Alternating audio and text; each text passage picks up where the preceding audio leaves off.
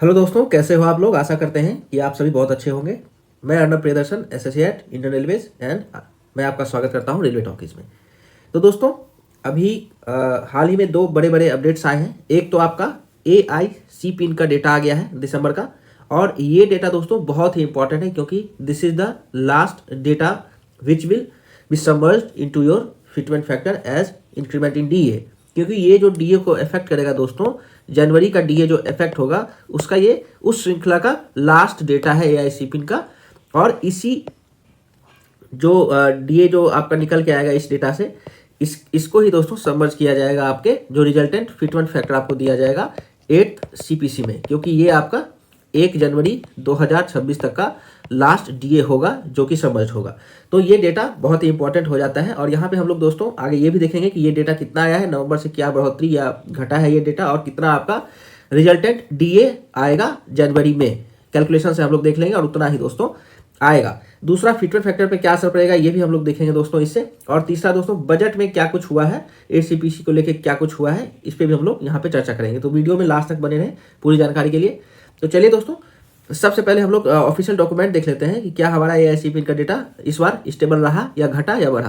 तो सबसे पहले हम लोग जो आपका कल ही का ये 1-2 दिन पहले का ही CPI-W का इंडेक्स आपका आ चुका है ministry of labour and employment bureau से। तो यहाँ पे दोस्तों आप देख सकते हैं कि आपका जो डेटा था, खास करके हमारा जिससे CPI-W का ये वाला जो पोर्शन है हमारा फूड बेवरेजेज वाला, यही हमारा इंक्लूड होता है कैलकुलेट करने में DA को। तो नवंबर का जो डेटा था दोस्तों 148.2, जनरल इंडेक्स हमारा जो था वो 148.2 पे ही रहा है। ये बहुत ही अच्छी बात है, खुशखबरी है। अगर ये घटता तो थोड़ा हमारा वहाँ पे नुकसान हो सकता था DA का, मगर ये जो कि स्टेबल रहा है तो DA कहीं ना कहीं जो हम सोच रहे थे 160% के लगभग जाएगा, मतलब कि 60%, तो वहाँ पे 60% जरूर दोस्तों कैलकुलेशन से भी आ जाएगा। हम देख लेते हैं कैलकुलेशन में भी, तुरंत समझ में आपको आ जाएगा फिर। तो दोस्तों यहाँ पे हम लोग देखेंगे सबसे पहले जुलाई का जो हमारा जनरल इंडेक्स देख लेंगे, और यहाँ पे एक्सपेक्टेड DA जो हमारा था। जनरल इंडेक्स हमारा देखिए जुलाई में जो था दोस्तों 146.5 का था, और हमारा DA चल रहा था 58%। एक्चुअली ये 58.62 का आ रहा था। उसके बाद आपका जुलाई के बाद जो महीना हुआ है, जुलाई, अगस्त, सितंबर, अक्टूबर, नवंबर एंड दिसंबर, ये जो महीने आए 5, इसमें ही डिसीजन होगा क्या घटा क्या बढ़ा। तो उसके बाद दोस्तों आप देख सकते हो कि घटा नहीं है बल्कि हल्का हल्का बढ़ते चला गया है। जनरल इंडेक्स 147.1, फिर 3, फिर 147.7, फिर नवंबर में आपका 148.2 था, और दिसंबर में भी 148.2 ही रहा है। इसके करस्पॉन्डिंग जो DA का इंक्रीमेंट है दोस्तों, इस कैलकुलेशन से आप देख सकते हो 58.62 के बाद आप देख सकते हो दोस्तों 58.62 के बाद 58 पॉइंट यहाँ पे आपका 9 था अगस्त का। फिर आपका सितंबर का दोस्तों 59.31 आया था। फिर आपका अक्टूबर का 59.60 आया था। फिर नवंबर का आपका 59.94 आया था, और यहाँ पे आपका टोटल 60.35, जो कि राउंड ऑफ करके आपका 60% DA बनेगा दोस्तों। राउंड ऑफ करके आपका 60% DA यहाँ पे पक्का हो चुका है। मतलब आपका जनवरी 2026 का DA 60% अब पक्का हो चुका है, इसमें कोई शक नहीं है। तो अब दोस्तों यहाँ पे अगर आप देखोगे, जो मैं 160% बोल रहा था, क्यों बोल रहा था कि आपका जो 8th CPC को जो फिटमेंट फैक्टर जो इफेक्ट करेगी, वो आपका बेसिक प्लस DA का जो रिजल्टेंट आएगा 1.0.6। तो ये यहाँ पे 1.6 तो आपका भी ये फिक्स हो चुका, this is the fixed number, ये अब कम नहीं हो सकता है। 1.6 के ऊपर अभी आपका 18 महीना कमिटी टाइम लेगी, फिर 6 मंथ्स आपकी सरकार टाइम लेगी इसको फाइनलाइज करके आपके पे स्लिप में रिफ्लेक्ट करने के लिए आपकी सैलरी को। तो मैं यहाँ पे 24 मंथ का एरियर मान के चलूँगा। 24 मंथ के एरियर में दोस्तों आपको 2 इंक्रीमेंट मिलता है, और आपके 4 बार DA इंक्रीज होता है। मगर ऑन एन एवरेज 3% भी मान के चलूँ तो यहाँ पे 12% आपका DA और 3% सालाना आपका इंक्रीमेंट मिलता है सैलरी में, वो 6% होता है। मगर ये आपका बेसिक में मिलता है, ये बेसिक का एक पार्ट आपका बढ़ता है। तो अगर ओवरऑल हम लोग इसको कैलकुलेट करेंगे, पूरा कैलकुलेशन देखें, तो ये कहीं ना कहीं आपको 20 to 21% ओवरऑल इंक्रीमेंट आपको यहाँ पे देखने को मिलेगा। तो मैं आपको यही समझाना चाहता हूँ फ्रेंड्स कि यहाँ पे आपका 1.6 इंटू इसका फिर जो आपका है 21% जो है, मतलब प्लस 1.6, ये दोस्तों आपका 24 महीने के बाद ये आपका फिक्स एक आंकड़ा रहेगा वहाँ पे, मतलब इससे कम तो नहीं होगा, जो कि लगभग आपका 2 के करीब आता है, 2 के करीब आता है। मगर हाँ, ये तो हुए जो कि वाजिब में आपका बढ़ रहा है डीए इंक्रीमेंट के साथ।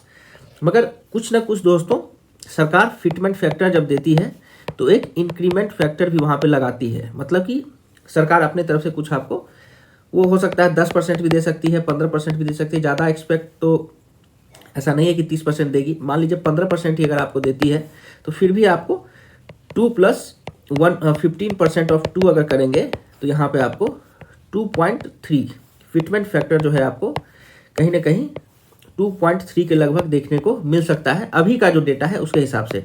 अगर कोई मिरेकल हो जाए, कुछ अच्छा हो जाए, बहुत ज़्यादा आपको इंक्रीमेंट दे दिया जाए, मान लीजिए 30% का सरकार दे देती है, बहुत लोग ऐसा बोल रहे हैं कि दे सकती है, तो वहाँ पे आपका 2.6 के लगभग भी आ सकता है। मगर मैं मान के चलता हूँ कि आपका जो है 2.3 या 2.4 2.45 इस टाइप से ही एट मैक्स रह सकता है मेरे हिसाब से। इससे ज़्यादा शायद फिटमेंट फैक्टर नहीं जाएगा दोस्तों, मेरे हिसाब से इसके आसपास ही रहेगा, इससे ज़्यादा मेरे हिसाब से जाने वाला नहीं है। तो कहीं ना कहीं एक जो आपका प्रैक्टिकल जो डेटा बता रहा है आपका, मैं कोई बात हवा में तो नहीं करना चाहिए, तो डेटा जो आपका बता रहा है, जो प्रेजेंट सिनेरियो है, जो आपका सारा इंडेक्स आ चुका है, तो उसके हिसाब से वही 2.2 2.3 के आसपास आपका फिटमेंट फैक्टर रह सकता है। तो वो भी आपका कब से लागू होगा दोस्तों? 1 जनवरी 2028 से। 2 साल का आपका एरियर जो होता है दोस्तों वो ओनली कैलकुलेट होता है बेसिक पे पे, ठीक है, वो आपका बेसिक पे ही कैलकुलेट होगा, वो कोई आपका पूरा अलाउंस लेके कैलकुलेट नहीं होता है। तो हाँ, फिर भी अगर बेसिक पे भी कैलकुलेट होगा तो लेवल 1 को अगर मान लीजिए 4 से 5 लाख रुपया अगर मिलता है तो लेवल 7 लेवल 6 को यहाँ पे 10 से 12 लाख रुपया एज एरियर मिल सकता है दोस्तों। वो हम लोग कभी और किसी और वीडियो में चर्चा करेंगे, एरियर को लेके एक पूरा डिस्कशन करेंगे। अभी दोस्तों फिटमेंट फैक्टर को लेके ये चीज़ थी। दूसरी बात, बजट जो हमारा दोस्तों आया 26-27 का, इसमें कोई बात नहीं किया गया है, ठीक है, नो चर्चा ही नहीं लिया गया, एचसीपीसी का कोई मुद्दा नहीं उठा। चलिए ये अलग बात है कि मुद्दा उठ सकता था, थोड़ा बहुत कुछ हो सकता था, मगर नहीं हुआ, तो इसके पीछे रीजन भी है, ये भी आप समझ लें। इसके पीछे रीजन क्या है दोस्तों कि जब भी कोई कमेटी बनती है तो लगभग अगर उसको 18 महीने का टाइम दिया गया है तो 12 महीने तो कम से कम लगेंगे ही लगेंगे एक रिपोर्ट का प्रीलिमिनरी पार्ट बनने में, ठीक है। तो रिपोर्ट का प्रीलिमिनरी पार्ट बनने में भी कम से कम 12 महीना लगता है, जहां से सरकार जो है ये आंकड़ा निकालती है कि उसको एरियर में कितना पैसा देना पड़ सकता है, जो कि मैंने आपको अभी जस्ट ही लास्ट वीडियो में ICRA का एक रिपोर्ट आपको दिखाया था, जिसमें कि 20 to 30% यहाँ पे एक्सपल्सन, मतलब कि बजटरी जो एक्सपेक्टेशन है, एक्सपेंडिचर है, उस पर इफेक्ट आ सकता है, जो कि सरकारी सैलरी में जाती है पैसा, उस पर 20-30% इफेक्ट आ सकता है। मगर ये रिपोर्ट अभी तक जो एचसीपीसी का है ये रिपोर्ट नहीं आया है, ये ICRA ने बताया था। तो एचसीपीसी जब बोल देगी कि हाँ 20 to 30% आपको एक्स्ट्रा पैसा लगेगा, तो दोस्तों आप देखना उस समय जो आपका 27 और 28 का जो आपका बजट आएगा, ठीक है, 27 और 28 का जो बजट आएगा उसमें ये 100% चांस है कि वहाँ पे सरकार एक घोषणा जरूर करेगी कि हाँ हमारा एक्सपेंडिचर 20 to 30%, किसका, पूरा बजट का नहीं, only the part which is expenditure on the salary पे जो एक्सपेंडिचर जा रही है सेंट्रल एम्प्लॉय का, उसका ये 20-30% बढ़ रहा है, तो सरकार उस बजट में 20 to 30% एलोकेट ज़्यादा करेगी। इसलिए करेगी क्योंकि उसको एरियर देना पड़ेगा। कब देना पड़ेगा? 28 में। तो उस समय दोस्तों ये घोषणा होगी। अभी घोषणा होने का कोई मतलब नहीं था, मगर हाँ एक फॉर्मल डिस्कशन हो सकता था कि हाँ हमने कमेटी गठन किया है, तो कुछ आगे का क्या भी है, चलिए उससे कोई बात नहीं है। सरकार का जो अपना पैटर्न है उस हिसाब से काम करती है सरकार तो अपने हिसाब से ही काम करेगी। हमारा क्या डिमांड है, हमारा क्या आकलन है, हम इस पर डिस्कशन करेंगे। तो चलिए दोस्तों, आशा करते हैं कि ये सारे कैलकुलेशन एंड अपडेट्स आपको अच्छे लगे होंगे, और आगे सारे इन्फॉर्मेटिव वीडियोस के लिए ट्यून्ड अप रहिए चैनल के साथ। अगर नए हैं तो लाइक से सब्सक्राइब करना बिल्कुल मत भूलिए। फिर किसी नेक्स्ट वीडियो में आपसे मिलेंगे, तब तक के लिए धन्यवाद।